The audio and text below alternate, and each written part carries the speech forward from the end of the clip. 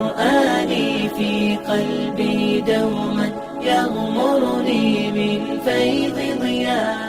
قرآن کریم نے بیان کیا وَإِذْ قَالَ رَبُّكَ لِلْمَلَائِكَةِ، جب اللہ رب العزت نے اس دنیا کے اندر انسانیت کو مبعوث کرنا چاہا، اس دنیا کے اندر انسانیت کو بسانا چاہا، اللہ رب العزت نے فرشتوں سے عرض کیا وَإِذْ قَالَ رَبُّكَ لِلْمَلَائِكَةِ إِنِّي جَاعِلٌ فِي الْأَرْضِ خَلِيفَةً، کہ اے فرشتوں میں دنیا کے اندر اپنا نائب پیدا کرنے والا ہوں، اپنا خلیفہ بھیجنے والا ہوں.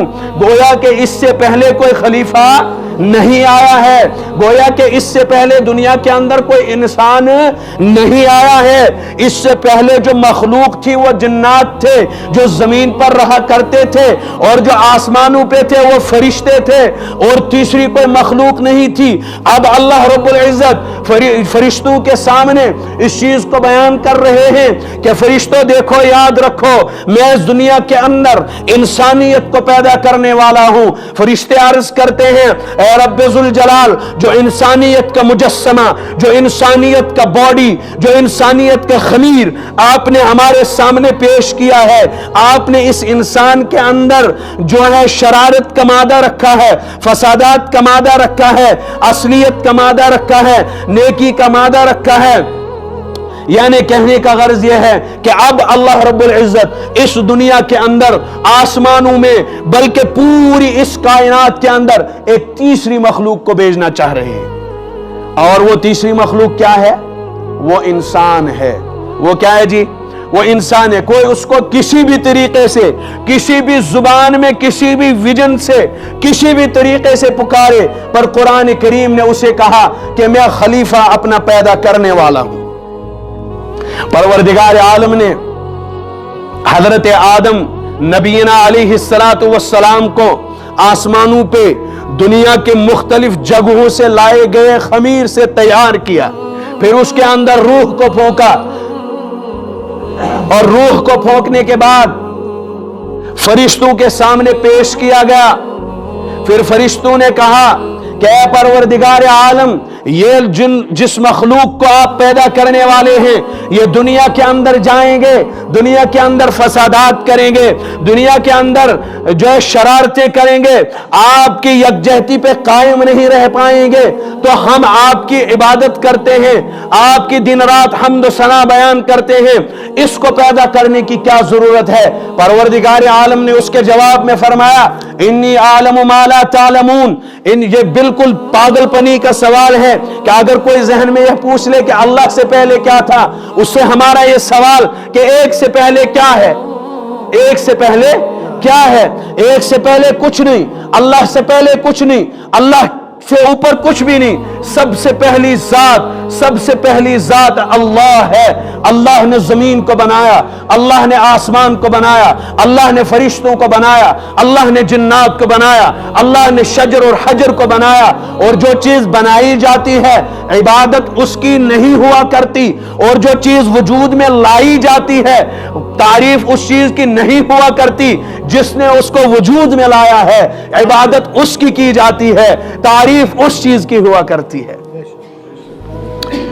دوستو، اللہ رب العزت فرشتوں کے سامنے آدم علیہ السلام کو لاتے ہیں، اور وَعَلَّمَ آدَمَ الْأَسْمَاءَ كُلَّهَا ثُمَّ عَرَضَهُمْ.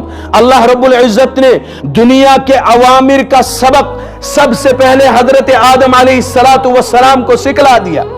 اب فرشتوں کو کہا کہ تم ان چیزوں کے نام بتلاؤ، جو دنیا میں ہونے والی چیزیں ہیں ان کے نام بتلاؤ. تو فرشتوں نے کہا کہ اے پروردگار عالم، ہم کچھ بھی نہیں جانتے سوائے اس کے کہ جو آپ نے ہمیں سکھلایا ہے.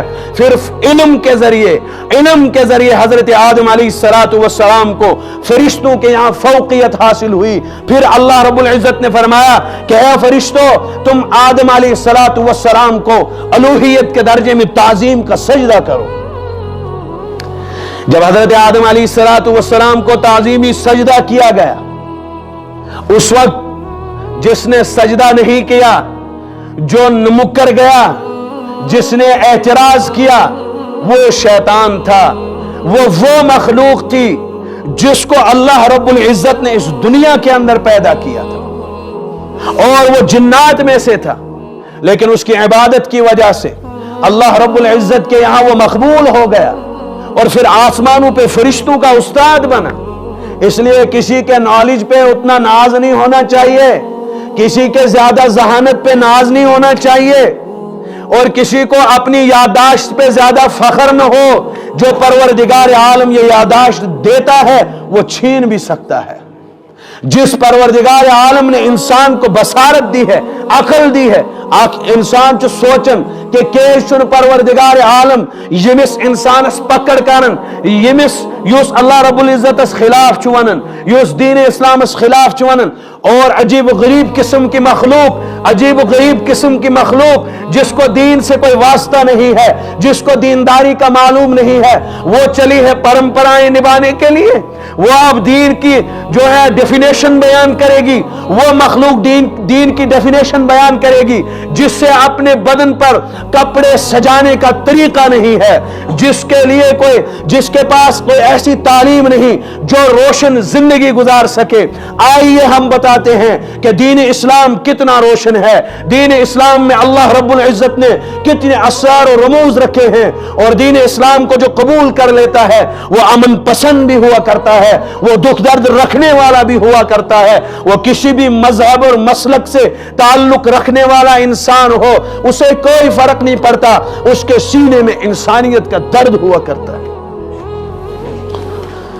بہرکیف اللہ رب العزت نے مصلحتوں سے گزارنے کے بعد آدم علیہ السلام کو اس دنیا کے اندر بھیجا، اور محققین جو کتابیں لکھی ہیں اور جو حضرت آدم علیہ السلام کی سیرت لکھی گئی ہے، جو اس پر تحقیق اور جستجو کی گئی ہے، اس کے مطابق حضرت آدم علیہ السلام کو اس ہندوستان کے اندر اتارا جاتا ہے، اور یہاں پر اللہ رب العزت سے معافیاں مانگنے کے بعد، اللہ رب العزت سے دعائیں کرنے کے بعد، دعاؤں کے پروسیجر سے گزرنے کے بعد، پھر حضرت اللہ رب العزت حضرت آدم علیہ السلام کو جنت کی ان کی اہلیہ حضرت حوا علیہ السلام سے ملاتے ہیں، پھر انسانی نسل کا آغاز ہوتا ہے۔ اب سوچو، اس کو ذہن میں رکھو، اس کو ذرا دماغ میں بٹھاؤ کہ نسل انسانی کائت پیٹرن پچمت۔ آج کوئی بھی انسان الٹ پلٹ کی تحقیقات لا کر سامنے رکھ دے، اس سے مسلمانوں کے دلوں میں کبھی کوئی فرق نہیں آنے والا، کیونکہ قرآن نے اس کو صاف کر دیا ہے کہ میں نے جس نسل کو چلایا ہے وہ حضرت آدم علیہ السلام سے ہے۔ اب جب دنیا کے اندر حضرت آدم علیہ السلام کو بھیجا جاتا ہے، دنیا کے عوامر آ گئے، وہ آئی دنیا چکائم، وہ کھین چن کرن، زندگی بسر کریں، لیکن ان تمام کاموں کے ساتھ ساتھ جو کام ہم دنیاوی زندگی بسر کرنے کے لیے یہاں پر کیا کرتے ہیں، ان کاموں کے ساتھ ساتھ ایک ایسا معبود چاہیے کہ جو ہمیں ایسی طاقتیں عطا کرے، جو ہمیں روحانی طاقتیں عطا کرے، جو طاقت ہمارے مرنے جینے میں ہمارا ساتھ دے، جو مصیبت کے وقت ہمارے کام آئے، جو ہمیں اولادیں عطا کرے، جو ہمیں رزق عطا کرے، جو ہمیں ہر طرح کی چیز عطا کرے، وہ کون ہے؟ جب اس کی تلاش کی جاتی ہے، جب یہ دیکھا جاتا ہے کہ حضرت آدم نبینا علیہ السلام جس کو ہم عبادت کرنا کہتے ہیں، جس کو ہمارے وطنی بھائی پوجا کرنا کہتے ہیں، یہ کس کی جا رہی ہے، یہ اس پہ نظر دوڑاتے ہیں۔ جب اس کی تحقیق کی جاتی ہے تو پھر ہمیں معلوم ہوتا ہے، پھر پروردگار عالم کہتے ہیں کہ اے آدم علیہ السلام، تمہارے ذریعے سے دنیا کے اندر جو مخلوق پیدا ہوگی تمہارا یہ سبق رہے گا ان کو، لا الہ الا اللہ آدم صفی اللہ۔ اللہ اکبر، لا الہ الا اللہ آدم صفی اللہ، یہ کلمہ اللہ رب العزت جس نے آسمانوں پہ آدم علیہ السلام کو دنیا کے مختلف خمیر سے تیار کیا، اب دنیا کے اندر بھیجا ہے، دنیا کے اندر اللہ رب العزت نے بھیجا ہے، اور اللہ رب العزت نے دنیا کے اندر بھیج کر اب ایک سبق بھی دیا ہے۔ وہ سبق کیا ہے؟ وہ سبق ہے لا الہ الا اللہ، کہ تم اللہ کے سوا کسی کو مت मत पूजना, तुम अल्लाह के सिवा किसी की इबादत मत करना। अब सोचिए, दुनिया के अंदर कोई मजहब नहीं है, दुनिया के अंदर कोई मसलक नहीं है, दुनिया के अंदर कोई तालीम नहीं है, दुनिया के अंदर कोई जो है आपको अल्लाह का रास्ता दिखाने वाला नहीं है। तो उस वक्त अल्लाह रब्बुल इज्जत ये कलिमा अता करते हैं हजरत आदम नबीना अलैहिस्सलातु वस्सलाम को कि ए आदम अलैहिस्सलातु वस्सलाम, तुम दुनिया के अंदर जा रहे हो, तुम दुनिया के अंदर रह रहे हो, तुम्हारी जो औलाद है, तुम्हारी जो औलाद है, तुम्हारी जो उम्मत है, इसको ये सबक दे दो, ला इलाहा इल्लल्लाह, कि एक अल्लाह को मानो, एक अल्लाह की इबादत करो, एक अल्लाह से होने को मानो।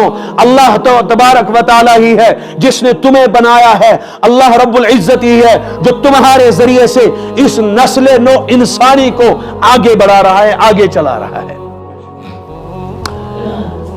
बारकैफ, ये वो मुख्तसर सी तारीख मैंने आपके सामने रखी है, उसकी मंजर कशी कुरान करीम के जरिए से थोड़ी सी कोशिश की है आपके सामने, किस तरीके से दुनिया के अंदर इंसान आए और वो आने वाले इंसान किसको पूजा करते थे, किसकी इबादत किया करते थे।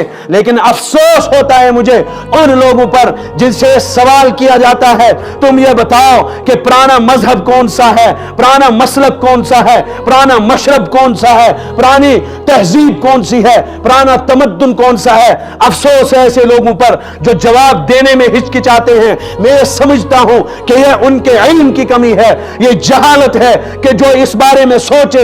जब कुरान की एक आयत वइज़ क़ाल रब्बुका लिल मलाइकति इन्नी जाइलुन फिल अर्ज़ि खलीफा आपके सामने हो, आपकी निगाहों के सामने हो, आपने तारीफात उसकी सुनी हो, आपने उसकी तशरीहात पढ़ी हो, आपने अहदीस के जरिए से हजरत आदम नबीना अलैहिस्सलातु वस्सलाम में जो दुनिया में आए हैं उनकी तारीख को पढ़ा हो, उसके बाद भी आप जवाब देने में हिचकिचाने नहीं चाहिए। फिर आपको सोचना चाहिए कि आपका ईमान किस दर्जे पे है, आपका ईमान किस लेवल पे है कि एक ऐरा गैरा सुबह जो है माइक लेकर आपके सामने आ जाए और वो आपको ये कह दे कि नया कौन है और पुराना कौन है। इससे हमें कोई गर्ज नहीं है कि नया कौन है पुराना कौन है, हम एक तारीख की मंजर कशी आपको सुना रहे हैं। अच्छा, ये जमाना गुजर गया जब आदम अलैहिस्सलातु वस्सलाम इस दुनिया से चले जाते हैं और औलाद आदम इस दुनिया के अंदर जिंदगी बसर करने लगती है। वक्तन फवक्तन ये अपने उसूलों से हटने लगे। जो अल्लाह रब्बुल इज्जत ने हजरत आदम नबीना अलैहिस्सलातु वस्सलाम के जरिए से इनको रास्ता दिखलाया था, ये उस रास्ते पे नहीं रहने लगे।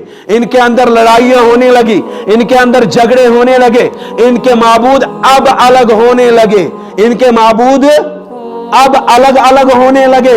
जरा सोचो समझो इस चीज को, बस समझने नहीं हो मुझे लग रहा है कि अब ये क्या करने लगे, अब इनके माबूद अलग अलग होने लगे। लेकिन पहले कौन माबूद है? अल्लाह, ला इलाहा इल्लल्लाह, आदम सफीउल्लाह। पहले कौन माबूद है? पहले अल्लाह माबूद है। जवाब दो, पहले कौन माबूद है? पहले अल्लाह माबूद है। और पहला नबी कौन है? हजरत आदम अलैहिस्सलातु वस्सलाम है। सबक क्या दिया जा रहा है? इबादत किसकी करो? अल्लाह की। और नबी किसको मानो? हजरत आदम अलैहिस्सलातु वस्सलाम को। जब आदम अलैहिस्सलातु वस्सलाम इस दुनिया से रुखसत हो जाते हैं, चले जाते हैं, फिर उनकी जो औलाद है उसमें लड़ाई झगड़े फितना फसाद और शर पैदा हो जाता है। उसके बाद इनका कल्चर अलग होने लगता है, जो इनकी मन में आता है वो ये करते हैं। फिर एक और नबी को जब मखलूक अल्लाह के रास्ते से भटक गई, फिर एक और नबी हजरत शीस अलैहिस्सलातु वस्सलाम को भेजा जाता है। अब मेरे पास उतना वक्त नहीं है, मैं इसकी भी तशरीह करता। और वक्तन वक्तन 1,24,000 अंबिया अलैहिमुस्सलातु वस्सलाम जो इस दुनिया के अंदर आए हैं, 26 पैगंबर अलैहिमुस्सलातु वस्सलाम को कुरान के अंदर बयान किया है। उसमें हजरत इब्राहीम अलैहिस्सलातु वस्सलाम है, हजरत नूह अलैहिस्सलातु वस्सलाम है, हजरत इस्माइल अलैहिस्सलातु वस्सलाम है, हजरत दाऊद अलैहिस्सलातु वस्सलाम है, हजरत यूसुफ अलैहिस्सलातु वस्सलाम है। और फिर बनी इसराइल में जो काफी तादाद, एक लंबी तादाद जो है पैगंबरों की चलती है।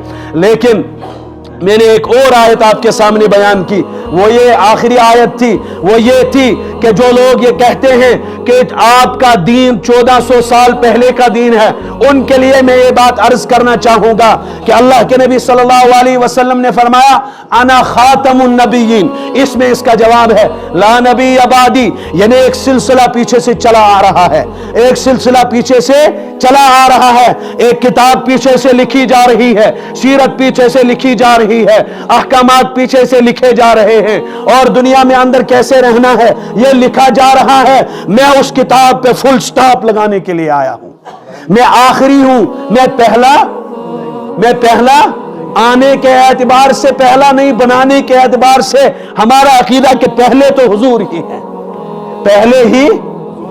آپ کو سمجھ ہی نہیں آتی، ورنہ آپ نے سبحان اللہ نہ کہا ہوتا یار۔ آنے کی ترتیب میں اللہ کے نبی صلی اللہ علیہ وسلم آخری ہیں، لیکن پیدا کیے جانے کی ترتیب میں اللہ کے نبی صلی اللہ علیہ وسلم پہلے ہیں۔ باہر کیف اللہ کے نبی صلی اللہ علیہ وسلم نے فرمایا انا خاتم النبیین لا نبی بعدی، مت تمہیں کوئی دھوکہ دے دے، مت تمہیں کوئی دھوکہ دے دے۔ اسی کو میں نے پچھلے ہفتے بیان کیا تھا الیوم اکملت لکم دینکم واتممت علیکم نعمتی ورضیت لکم الاسلام دینا۔